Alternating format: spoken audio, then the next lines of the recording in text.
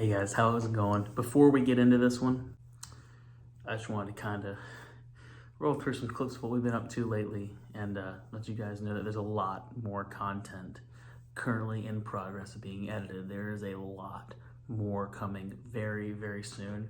We got a lot of cool stuff coming.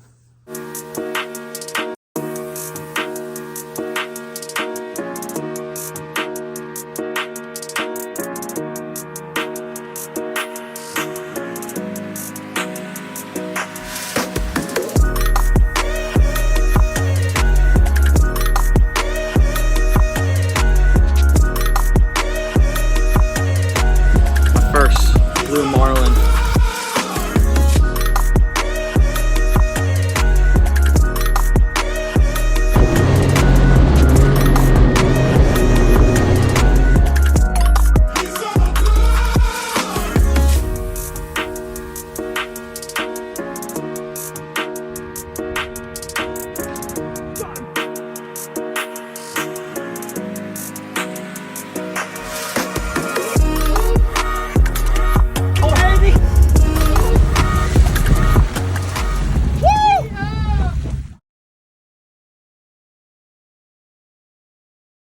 Hey guys, how's it going? Okay, Outdoorsman, we're live from the driver's seat.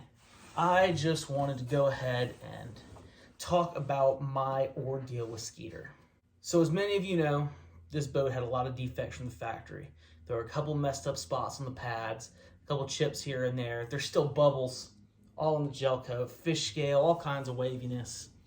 I understand they build these boats by hand, but I literally have a handprint on my port side gunnel.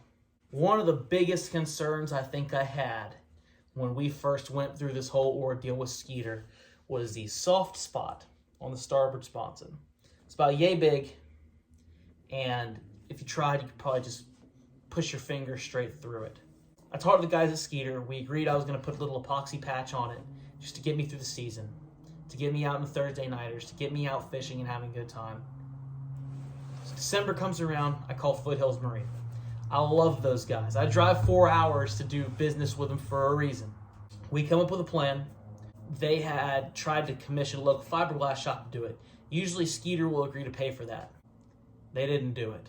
So now my boat had to get sent back to Texas. I'm in North Carolina. So they send my boat back to Texas. Boy, was I in for a ride. So I dropped the boat off. Everything's there. I emptied everything out of my boat, took all my graphs off, everything. Saran wrapped up every plug, everything that was left over. I took everything personal I possibly could out of or off my boat. They told me I would have back in about a month and a half, 2 months. It felt like a little more than that. It may have been about that, probably about two and change. My boat gets down there to Skeeter, and they get looking at it.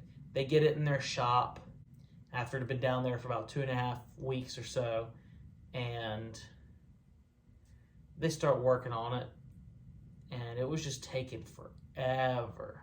So I call them up 3 weeks later. I'm like, hey, how's it going? Where's my boat? And turned out I hadn't even made it into the shop yet. It was just now getting into the shop. So they took care of it. They got it in and out of the shop lightning fast, and I was assured that everything was going to be okay. And they said they were going to find transport. Well, about a week goes by. They still haven't found transport. Another week goes by. They still hadn't found transport. I was calling them, trying to see what I could do, maybe find transport, do something to get my boat back to me, because I was going to miss the first tournament of the year. I was going to miss everything. I needed it back. So George at Skeeter, he was great to work with. He honestly was. It's obviously not his fault. It's a bigger problem with the ordeal that I'm going through here. Neither is Foothills Marine. Foothills Marine has nothing to do with this situation other than them just being awesome. They are absolutely wonderful to work with. Absolutely amazing throughout the whole process. Charlie at Foothills in Morganton is by far one of the best people I've ever worked with in this whole boat ordeal, and he's just absolutely amazing. And shout out to Cole over there. great salesman. So we get talking transport, and it's been taking 2 weeks now. And I said, listen, it needs to be here by next week, or I'm gonna come down to Texas and get it myself. I was told that transport trucks from Skeeter only leave on Mondays. So Monday comes around, they don't find transport. So I'm thinking, okay, I'll leave here from North Carolina on Wednesday. I could be at my buddy's house in Mississippi, spend the night there, go to Texas and back to Mississippi the next day, and then haul it back to North Carolina. Not ideal at all. But we can make it work. I'll still make the tournament. So I tell this guy I'm going to come down there. He's like, oh, no, hold off. We can try. We can figure something out. Whatever you don't come down here. I'm thinking, I'm going to come down there. I really am. So I am getting ready to come down there. Bam. Thursday night, they put my boat on a truck to North Carolina. Nice. See, that wasn't so hard, was it? It gets here on a Friday night, and the guys at Foothills Marine had this thing serviced and turned around, ready for me to pick up by Saturday at lunchtime. It's like, are you kidding? That's lightning fast. They did everything perfect. I haven't had any problems with the boat since. Here's the things that I noticed. The repairs on the bottom looked okay. Just okay. The repair on the sponson looks great. But I knew something was off about it. I couldn't put my finger on it. But I talked to Charlie. We're good, We talked for a little while. I looked at a couple boats they had. He helped me throw the cover on it because it was a real windy day, and I took off home. Well, I get about halfway home, and I pull into a rest stop. I'm like, wait a second. My license plate's gone. So I go back and look at the pictures. The license plate wasn't on my trailer at the dealership. So I'm thinking, okay, Foothills Marine is closed now. They close early on Saturdays, and I'm 4 hours away, so I had to go get it and tow it back, all that kind of stuff. So first thing I did on a Monday morning was call Skeeter. I was like, hey, my license plate's gone. Where is it at? And they said, I'll check. We'll see what we can do, but I don't think it's here. I'll look back through the pictures. Yeah. I'm like, okay, well, just get back to me. He called me back promptly. They didn't have it. They didn't have my plate. I called him, and I said, hey, man, my plate's gone. I don't know where it is. He said, no problem. I'll check our security cameras. I'll check our file folders. I'll check everything. I'll check with our technicians. I'll check their workbenches, see if they took it off for any reason at all. And they came up with nothing.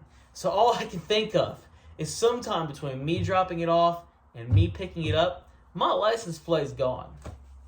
So guess who that falls on? So now I've got a whole nother ordeal to get a replacement plate for my trailer. Gotta love it. But at least my boat's half-assed fixed, right? The repairs on the hull, you can definitely tell where they were done. It's definitely not flat. You can still see little divots in the hull where the spots were. I'm hoping it's not going to be anything major. It doesn't look like anything major. It's surface stuff, And then on the sponson, I could not find the repair. I tried my hardest. I got a flashlight out. I couldn't find the repair. So I'll give them that one. But there were a couple other things that I pointed out to them that I was hoping they were going to fix. I've got a little chip on the bow in a weird spot. And then I've got a couple other just miscellaneous weird little bubbles here and there. It's not like when you run your finger over it, you can see the gel coat move. But there's definitely something going on there, and none of that got fixed. The boat didn't come back as perfect as I had hoped it would. But what you gonna do? When it comes to these bass boats, regardless of price point, obviously, I've got a smaller Skeeter. It's got a 150 on the back. It doesn't have a 250, etc., etc., etc. But any bass boat that comes out of the factory brand new should be damn near perfect. There should be not a single thing wrong with it. There shouldn't be any scuffs, any scratches, nothing. And look what I'm dealing with. Not to mention my boat was a disaster. It's still so dirty. I have fiberglass ingrained in the rear carpet the power poles are doused. I still can't get all the fiberglass dust off. Inside the motor had to be cleaned. We had to take the cowling off, clean everything, wipe everything off, and I still can't get the boat clean. So this is going to be an ongoing thing, getting all the fiberglass dust and everything out.